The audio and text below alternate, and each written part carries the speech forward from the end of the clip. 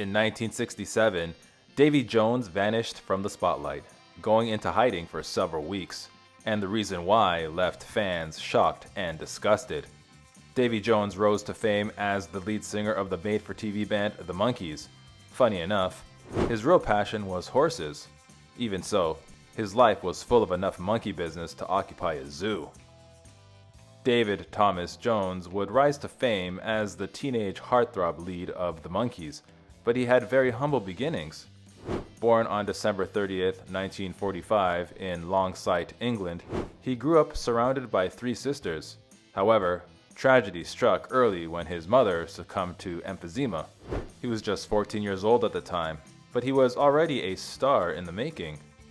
Before he was monkeying around with a band, Jones was causing drama on the small screen. His first acting gig was a one-episode appearance on the long-running British soap opera Coronation Street. On the show, he gained some recognition as the grandson of Ina Sharples and seemed poised for bigger things. Then he changed his mind. After his mother's passing, Jones forgot all about stardom. Instead, he dreamed of saddles. Perhaps finding solace in the notably empathetic beasts, Jones set his sights on becoming a jockey and signed up to train at the prestigious Newmarket stables. He wasn't just horsing around either. While other kids were beating the books and focusing on exams, Jones couldn't keep his mind off the track. In a bold move, he dropped out of secondary school to pursue his dream of becoming a jockey. His plans lasted about as long as a gallop before fate put him back on the right path. Jones couldn't run away from show business even if he wanted to. Jones's horse jockey trainer, Basil Foster, just so happened to be friends with a casting director who was in desperate need of a teenage cast member. "I've got the kid," Foster told his friend. Despite thinking Jones had a future in horse racing, Foster nudged him back toward the stage, and the rest was showbiz history. Foster connected Jones with his casting director friend, and, not surprisingly, he landed the role of the Artful Dodger in a production of Oliver. Just like that, he was off to the races.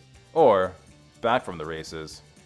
Jones's return to the stage as Artful Dodger was a triumph. Audiences poured into theaters from London's West End to New York's Broadway and fell in love with the cheeky little actor. In fact, Jones was so convincing as Artful Dodger that he landed a Tony Award nomination. Fame was, after all, what he really wanted. When the Beatles made their historic US debut on an episode of The Ed Sullivan Show, guess who was also on that bill that night? That's right, our favorite Artful Dodger, Davy Jones. With wide eyes, Jones watched the entire performance from backstage. It changed his life forever. As he watched the Beatles turn the live crowd of young women and girls into a screaming gaggle, Jones had an idea. He wanted some of that action for himself.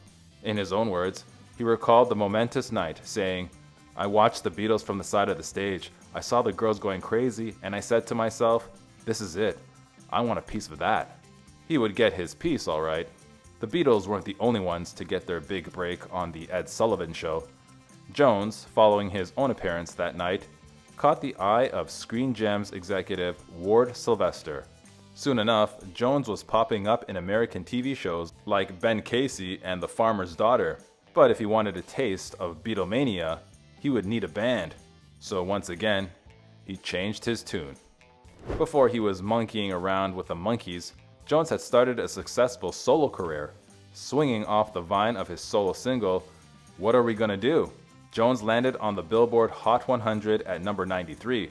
It was a respectable introduction for the 19-year-old Brit, but bigger things were coming. In 1966, Jones officially joined the Monkees, a made-for-TV band that became a real-life musical sensation. From sitcom scripts to screaming fans, Jones found himself living the Beatlemania dream he'd once envied. Surprisingly, he almost missed his big break. Despite being under contract with Screen Gems, Jones didn't just get his spot with the Monkees on a silver platter. Producers Bob Rafelson and Bert Schneider still made him audition for the role, ensuring that he met the show's and band's rigorous standards. And he had some serious competition. Not only did the Beatles inspire Jones to pursue fame in a band, they inspired the show that would make him famous. The Monkees' producers later admitted that they felt inspired by the Beatles' hit film A Hard Day's Night in coming up with the concept for their show, but their original idea did not include Jones. The Monkees' producers originally wanted to cast an existing band for their show. Their band of choice was called Lovin' Spoonful, a Manhattan-based group with little traction. When that fell through, however, they pivoted to auditions and focused on Jones. They knew immediately that they had a star. But not everyone felt the same. The band's songwriter, Snuff Garrett, picked Jones to sing lead for the Monkees' early tracks. However, that decision didn't sit well with the rest of the band, and tensions flared before the episode even aired. To ease the tensions, the producers turfed Garrett. Truthfully, Jones's talents were better off in the background. According to bandmate Peter Tork, Jones was a much better drummer than he was a frontman. Tork argued that Jones should have been behind the kit during the band's live shows, but there was one small problem. Emphasis on small. Even though Jones could rock out on the drums, the producers worried about burying him in the back. With a short stature, they feared that no one would see him behind the drum kit. So they stuck with the decision to put him front and center. It seemed like a recipe for success, but it was more of a disaster. The original pilot episode for the Monkees, Here Come the Monkees, aired in 1966, and it flopped harder than a gorilla slipping on a banana peel. The pilot episode scored record low ratings and cast doubt on Jones's appeal as a frontman. Thankfully, the producers gave it one more shot, and Jones's career was about to make or break. Thankfully for Jones, the studio didn't give up hope on the Monkees just yet. They released an edited version of the pilot that featured Jones's original screen test. This time, they set records in a different way. The pilot got sky-high ratings, turning the burgeoning TV show into an overnight sensation. Unfortunately, Jones didn't exactly get credit for saving the show. When the Monkees first hit the airwaves, Jones and his bandmates were barely making peanuts. Despite being the stars of a hit show, they only got $450 per episode. By the second season, their per episode salary had gone up to $750. While that could buy a lot of bananas, it wasn't exactly big bucks. In fact, Jones barely saw any cash from the show. Despite their on-screen popularity and chart-topping record sales, Jones and the gang earned very little from all their Monkee merchandise. In fact, beyond their royalties from the music, they earned precisely zilch from the sale of popular Monkee merch such as lunchboxes, posters, and more. But Jones wasn't letting go that easily. In the late 1970s, Jones and fellow Monkee, Mickey Dolenz, took Columbia Pictures to court.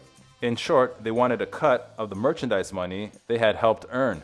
Unfortunately, the payout was laughable, just $10,000 each. After the first season of the Monkees wrapped, with his newfound fame at its height, Jones did the unthinkable. He vanished. Without a word from the teenage heartthrob, fans began spinning wild yarns, suggesting that Jones was in mortal danger. The truth, however, was far stranger. In reality, the reason for Jones's disappearance was something no one could have guessed. Jones, being an American, had received a draft notice, but he wasn't about to swap his tambourine for a tank. In a bold move, he fasted for 3 weeks so that he would fail the physical, and it worked. But not without a bit of drama. Before Jones failed his physical, the Monkees' producers worried that Uncle Sam would call dibs on their star. So, in a mad rush, they began production on the second season of the show.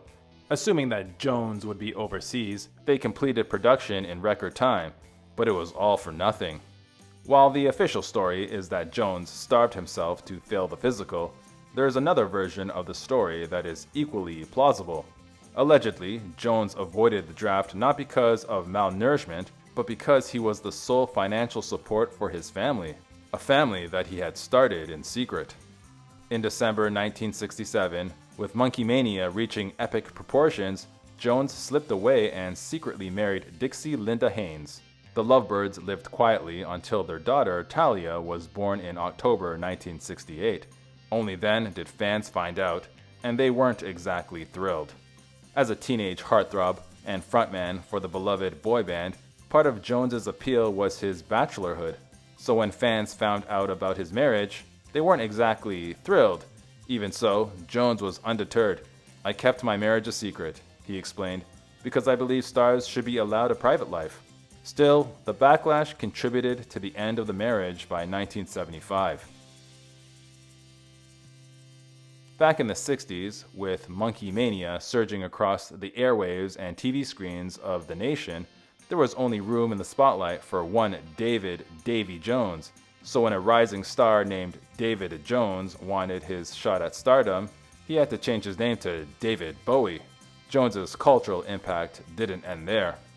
As the frontman of the Monkees, Jones became such a sensation that he paved the path to stardom for other aspiring actors and musicians. His shaggy haircut and boyish charm were so iconic that Star Trek producers reportedly cast Walter Koenig as Chekhov just to mimic Jones's look and attract younger viewers.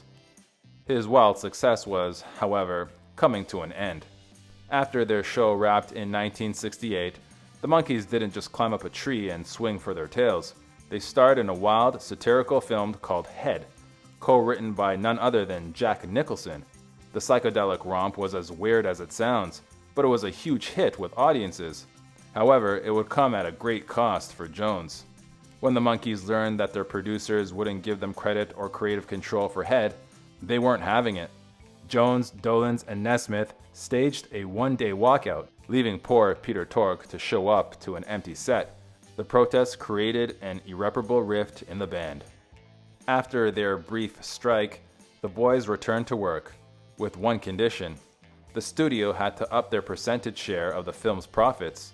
While they got the raise, the walkout left lasting tension with the producers and ultimately severed their working relationship. Without the producers that put them together, it was only a matter of time before they fell apart. By 1970, the Monkees had officially disbanded.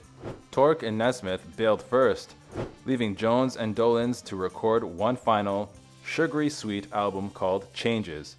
However, Jones knew that something had changed and distanced himself from the bubblegum pop album. Reflecting on Changes, Jones didn't mince words. In the liner notes of the 1994 re-release, he confessed that he and Dolenz had essentially been duped into recording what he called an Andy Kim album under the Monkees' name. It wouldn't be the last time a studio threw a banana peel in his path. Hoping to go solo, Jones signed with Bell Records in 1971. But the contract tied his hands. He had no say over the songs or his producer, and the result was a string of uninspired records that even his most ardent fans struggled to love. Still, he had something everyone wanted. Despite his floundering solo career, Jones managed to have his moments. His second solo album featured the wistful track Rainy Jane, which climbed all the way to number 52 on the Billboard charts. It wasn't exactly the heights he had climbed with the Monkees, but it was a start, or possibly a premature end. Despite his fame and talent, Jones floundered in his post-Monkee years. Music historian Glenn A. Baker summed it up best. For an artist as versatile and confident as Davy Jones, the relative failure of his post-Monkees activities is puzzling. For all his confident predictions to the press about his future plans, Davy fell into a directionless heap when left to his own devices. Little did anyone know, he would find his way back to the top no matter what. When the studio lights faded, Jones returned to his roots, the theater. In 1977, he reunited with Mickey Dolenz in a musical production of The Point in London, where he starred as Oblio. While the West End didn't offer him the same audiences as TV, the spotlight shone just as brightly. Back on the stage where it all began, Jones rekindled his passion for performing, and it showed. His chemistry with Dolenz in The Point was so bananas that the producers expanded the show's comedic elements just for them. They even added 2 songs, one sung by Jones himself, to make the most of their Monkees. Turns out the world was still bananas for them. Even years after it ended, the Monkees was such a hit that producers planned a revival in 1979, but by that time, The production costs had ballooned, and the producers had to scrap the reboot. Instead, Jones returned to another one of his early successes, Oliver.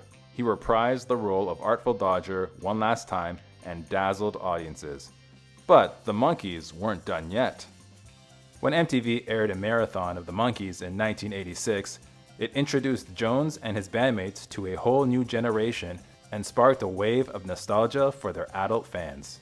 Suddenly, teenage girls from the 60s, now full-grown women, and their daughters were screaming for Jones all over again. Monkee Mania was officially back. The wave of renewed fame swept Jones, Dolenz, and Torque into a reunion tour that ran from 1986 to 1989.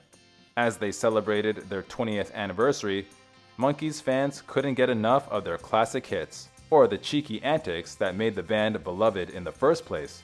Jones, however, might have had enough. Jones had found a life for himself after the success of the Monkees, and he seemed reluctant to give it up.